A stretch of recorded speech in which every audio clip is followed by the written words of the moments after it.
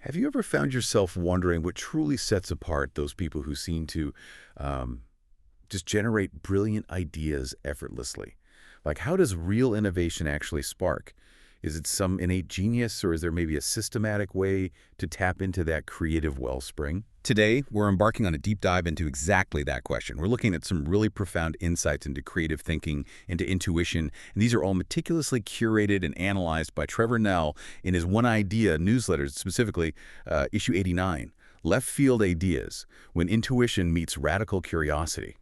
Trevor Nel, he really has this knack for identifying, these master classes in practical wisdom. He absolutely does. And the source he picked here is remarkable. We're talking to Dr. Garry Nolan, an eminent Stanford professor, a really prolific biotech entrepreneur. And Trevor Nell zooms in on this compelling interview Dr. Nolan did with Dr. Jordan B. Peterson. He describes it as, well, a true masterclass in creative thinking, scientific intuition, and just a sheer courage, really, to follow unusual ideas wherever they might lead. It's such a rich source. It really is. So our mission today is to try and distill the most impactful lessons from Trevor Nell's analysis of Dr. Nolan's process. We want to give you a kind of direct path to understanding the nuts and bolts of high-level innovation, how these groundbreaking ideas actually get generated.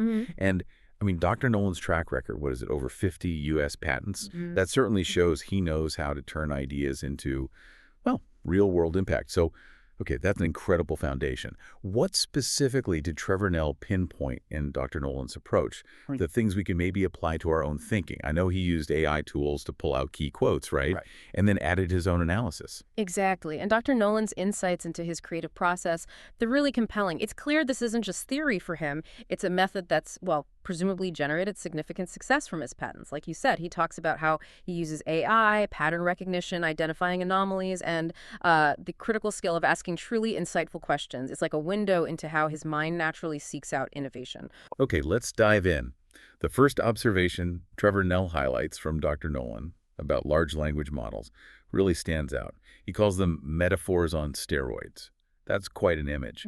If LLMs are operating by analogy, not true comprehension, what does that mean for how we should, actually use them for breakthrough ideas? Yeah, that's a great quote. What's crucial here, what Dr. Nolan's pointing out, is that these LLMs, they don't understand like humans do. They work by mapping statistical patterns in language. So when he says metaphors on steroids, it means first, they essentially work by analogy. They connect words, phrases based on statistics, much like a metaphor connects two different concepts, right? Okay. Second, they amplify metaphorical thinking because they've learned from just massive amounts of text, so they can generate these connections at a huge scale. Right, much faster than we could. Exactly. And finally, they simulate meaning. What they output often feels meaningful, but it's really just a reflection of probabilities in the data, not, genuine thought. So for you listening, this means when you're using LLMs for creativity, maybe you don't ask for the answer. Instead, prompt them to be like powerful analogy engines. You could ask for, say, 20 different metaphorical connections for this problem, or give me some unconventional ways to frame this concept. So you're leveraging their strength in pattern matching and association. Precisely. That way, you capitalize on their ability to rapidly generate diverse associations, helping you find those really novel perspectives Dr. Nolan seems to thrive on. But that makes a lot more sense. Okay, moving to another quote Trevor Nell pulls out, Dr. Nolan says, they say the plural of anecdote isn't data, but the plural of anecdote is definitely hypothesis. That feels like it challenges conventional thinking a bit, doesn't it? About what counts as valuable information.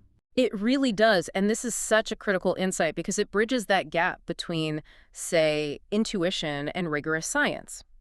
For Dr. Nolan, repeated patterns and anecdotal reports may be things like the UAP experiences he looked into, or anomalous health effects. These can, he argues, should be the foundation for scientific investigation. Even if it's not formal data yet. Exactly. Even if it's not quantifiable data at first. A collection of these stories, these anecdotes, can strongly suggest there's a real phenomenon there, something worth digging into deeper. It's about not just dismissing individual accounts because they don't fit neatly into a spreadsheet, especially when they start forming a pattern. Right. So what does that mean for us, practically? Well, I think it highlights the importance of maybe trusting your own lived experiences or those repeated observations you make, even if they don't fit a tidy narrative or you can't perfectly quantify them yet. These could be, as Trevor Nell puts it, crucial seedbeds for systemic insight. They can lead you to genuinely testable hypotheses in your own work or life. It's about spotting those early signals in what other people might just see as noise. Like a detective, right? Piecing together witness accounts that seem unrelated at first. Yeah, that detective mindset keeps coming up. And speaking of that, Dr. Nolan talks more about his observation method. I've always been good at seeing the data point off the curve and realizing that it's not noise. Asking the question, how did that data point get there?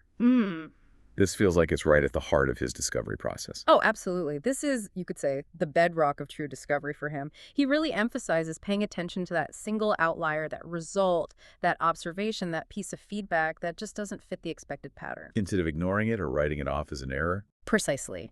Instead of dismissing it, he treats it as a potential source of really profound insight. It's all about interrogating those exceptions that defy our current understanding, because those exceptions are often the keys to unlocking something entirely new. Can you give an example?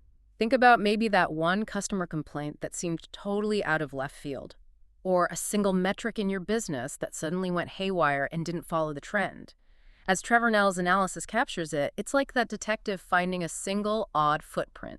It doesn't match the others, but it could be the clue that solves the entire mystery. So that anomaly isn't a bug. It's a clue. Yeah. Potentially a very important one. And he takes this even further, doesn't he? He makes a pretty bold claim connecting this directly to major breakthroughs. He does. He says something like, don't ignore the anomalies because just about every single Nobel Prize in physics, chemistry, or biology was awarded because somebody paid attention to the anomaly. Wow. That's a strong statement. It is, and it connects those historical breakthroughs directly to, well, intellectual courage. Dr. Nolan is essentially saying that real genius often begins when you apply profound curiosity to something unexpected, something that doesn't fit. Innovation seems to require what the source calls a respectful friction with the unknown. Our models, our understanding of the world, they evolve because we welcome these outliers. We don't erase them. We see them as potential catalysts. Respectful friction with the unknown. I like that. Yeah. If something doesn't fit your current model, that's not necessarily a problem with the data. It might be an opportunity to improve the model, an invitation to expand your understanding. Okay, so let's bring this back to the listener. What does this mean for you? Maybe take a moment and think. What data points off the curve have you noticed? In your work, your interests, even just daily life, things you might have just instinctively dismissed.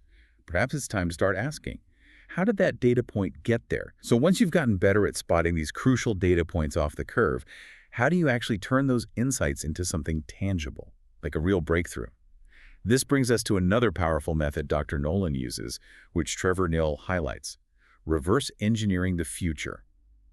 It sounds grand, strategic, but maybe it's quite practical. It's very practical, actually. The method involves first envisioning a future solution or a desired outcome. You picture it with as much clarity as possible.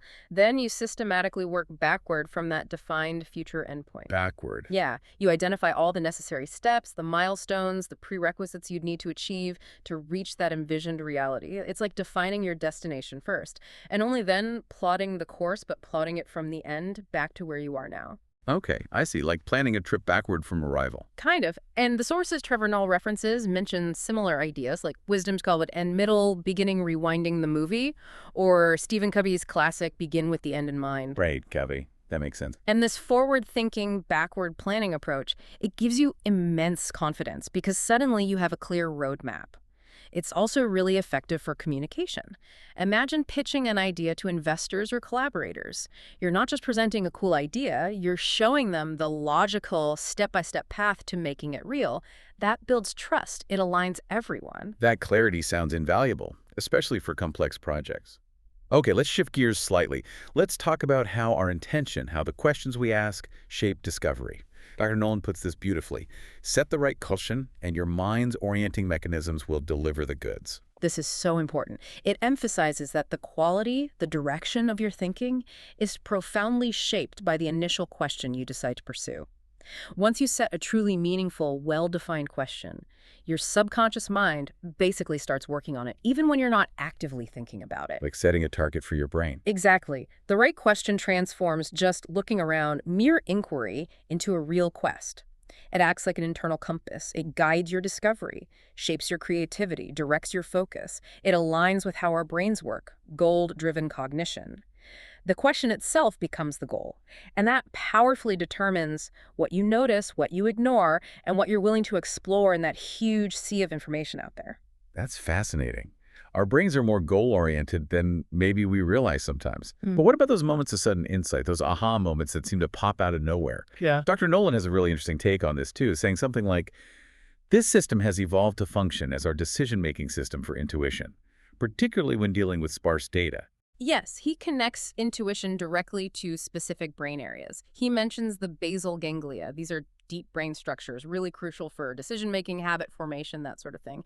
And he explains how this system functions as our internal decision-making system, specifically for intuition, especially when we don't have all the information, when the data is sparse. So intuition isn't just some mystical hunch, then. Not according to him. He frames it as a biologically grounded, pattern-sensitive response to incomplete information. It's almost like a very complex form of reflex. And that reflex underpins those sudden aha moments when a solution or a connection just seems to appear out of the blue. It's essentially your brain rapidly making incredibly complex assessments based on limited data, but drawing on countless past experiences to sort of bridge the gaps. Wow. Grounding intuition in biology like that really demystifies it, doesn't it? Okay, finally, let's look at Dr. Nolan's philosophy on sharing knowledge. This also seems key to his approach. He concludes with a powerful statement Trevor Nel picked up on. By getting the data out to as many people, maybe somebody else will come up with a hypothesis that unifies the story. Yeah, this highlights a really powerful model. You could call it open science or data dissemination for collective discovery. It means deliberately removing barriers to access. Sharing raw data, sharing findings widely, maybe even before you have all the conclusions nailed down. That takes some confidence or maybe humility. Both, probably. Dr. Nolan seems to trust that collective intelligence, lots of eyes on the data, can surface insights that maybe one researcher or even one institution might completely miss. And doing that significantly accelerates the pace of discovery. It fits perfectly with what Trevor Nel calls the difference maker's ethos. And it even connects back to reverse engineering the future in a way. You're distributing the puzzle pieces widely, trusting that others can help assemble them, help unify the story. It's about the power of many minds working together. Exactly. The exponential power of collaboration over the limitations of just one perspective. What a really coherent framework for generating ideas. Dr. Nolan's insights, which Trevor Nel did such a great job of highlighting and analyzing in his newsletter, they reveal that high-level innovation isn't just about raw intelligence. It's more like a deliberate, almost master detective approach, isn't it? Yeah. Meticulously observing, questioning everything, connecting the dots others miss. Precisely. And I think the core message that comes through is really clear. True discovery, real breakthroughs often lie not in the obvious stuff. They lie in the anomalies we're brave enough to investigate, in the clarity of the questions we dare to ask, and in our willingness to share what we find and collaborate openly.